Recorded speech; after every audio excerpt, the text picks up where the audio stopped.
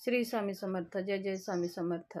चला तर मग आज आपला विषय आहे, होळीच्या दिवशी आपल्याला काही अन्य दुसऱ्यांच्या घरचं किंवा कोणी आपल्याला काही खायला देत असेल किंवा खाण्यासाठी आपल्याला बोलवत असेल, होळी, पौर्णिमा, अमावस्या ह्या तिथीवर अजिबात कोणाच्या घरचं अन्न खाऊ नये. आणि कुणीही जरी आपल्याला दिलं, घरी आणून दिलं तरी खाऊ नये. किंवा ऑफिसमध्ये असाल किंवा आपल्या कामानिमित्त कुठं बाहेर जात असाल, कोणी आपल्याला दोस्त असेल, आपले नातेवाईक असतील, की चला आज सण आहे, होळी आहे, पौर्णिमा आहे, तुम्हाला हे काहीतरी प्रसाद दिले म्हणतील, तर अजिबात कुणाच्याही घरचं अन्न खाऊ नये. ह्याच्या मागचे कारण हे आहेत की होळीचा दिवस हे एक सिद्धी प्राप्त करण्यासाठी करण्याचा हा दिवस आहे. ह्या दिवशीची वाट बघा, काही लोकांनी वर्षभर वाट पाहत राहतात की होळी ही सिद्धरात्रीची रात्री आहे. ह्या दिवशी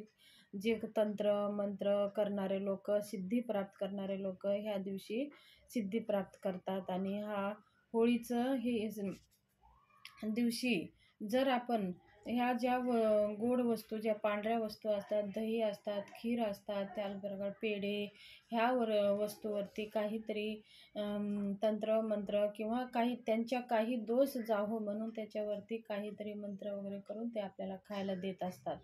म्हणून ते सगळी आपण जर त्यांचं अन्नग्रहण केलं तर त्यांची सगळी पिढा आपल्या घरावर येते. मग आपल्या घरामध्ये नकारात्मकता वाढते आणि मग आपल्या घरामध्ये कलेशासारखं वातावरण राहते.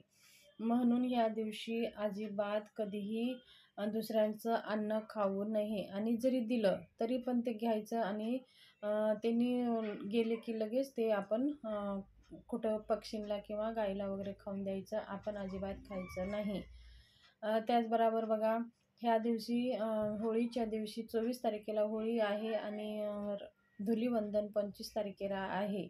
आणि ह्या दिवशी 25 तारखेला ग्रहणाची छाया आहे, छायारूप ग्रहण आहे. आपल्या भारतामध्ये ते दिसणार नाही, म्हणून आपल्याला काही वेद वगैरे पाळायची गरज नाही. आपली होळी 24 तारखेलाच आपण साजरी करणार आहोत. संध्याकाळी आपल्याला होळी पेटवायची आहे 24 तारखेला, 24 मार्चला. त्याचबरोबर होळीला पौर्णिमा, अष्टमी, अमावस्या ह्या दिवशी आपण आपल्या घरातली सगळी पिढा आपल्या घराच्या बाहेरच राहावं, आपल्या घरामध्ये प्रवेश करू नये. म्हणून त्या दिवशी आपल्याला हळदीचं लेपन करायचं आहे. हळदीमध्ये थोडंसं गोमूत्र टाकायचं आहे आणि थोडं पाण्यामध्ये हळद आणि गोमूत्र टाकून आपल्या घरासमोर शिंपडून आपल्या घराची जागा स्वच्छ करून घ्यायची आहे. आणि आपल्या मुख्य जो उंबरा असतो तिथं थोडंसं हळद आणि गोमूत्र घेऊन लेपन करायचं आहे. आणि हे अमावस्या, पौर्णिमा, अष्टमी, शुक्रवार, मंगळवार ह्या दिवशी तुम्ही केला तर बाहेरची जे काही आपले वाईट सोचणारे, वाईट विचार करणारे, आपल्यावरचं आपलं चांगलं झालं तर आपलं चांगलं न बघवणारे अशा लोकांची नजर लागू नये म्हणून आपण काय करायचं आहे, हळदीचं लेपन करायचं आहे की ह्या सगळ्या नजरदोषापासून आपण दूर राहू.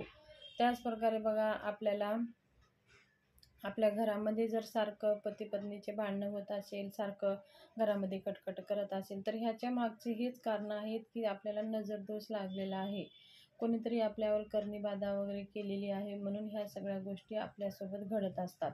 ह्या गोष्टीपासून आपल्याला दूर राहण्यासाठी त्यांचं जे प्रभाव आपल्यावर पडू नये म्हणून आपण आपल्या मुख्य दरवाजाला हळदीचं लेपन करत असतो. आणि ह्या दिवशी आपल्याला अन्न वर्ज्य करायचं आहे. पौर्णिमा, अमावस्या आणि होळीच्या दिवशी तर अजिबात कुणाचंच अन्न घेऊ नये. ह्या दिवशी होळीचा दिवस म्हणजे हा सिद्ध रात्रीचा दिवस आहे. हा तंत्र मंत्र सिद्ध करण्यासाठीचा हा दिवस आहे. म्हणून ह्या दिवशी तर अजिबात कुणाचं अन्न ग्रहण करू नये.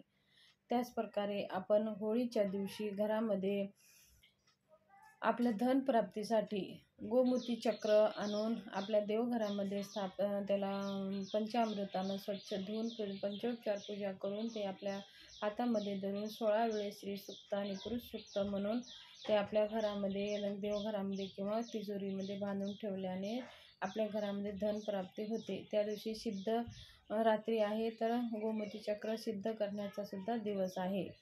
तर ही छोटीशी माहिती शेअर करायची. माहिती कशी वाटली, आवडली असेल तर सबस्क्राईब